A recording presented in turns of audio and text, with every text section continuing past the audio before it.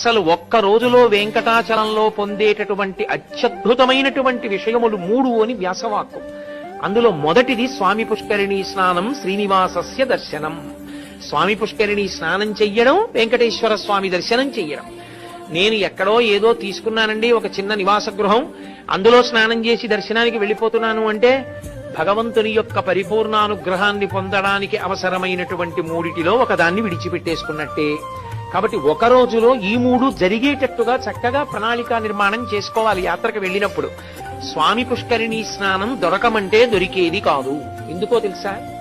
కొన్ని లక్షల మంది పర్వతం మీదకి వెళ్ళొచ్చు, కొన్ని పదుల మందే పుష్కరిణిలో స్నానం చేస్తుంటారు. ఏమండి మరి ఇంత గొప్పది కదా పుష్కరిణి, ఎక్కడ చూసినా అలా సూచన చేశారే పుష్కరిణి స్నానం చెయ్యండి అని.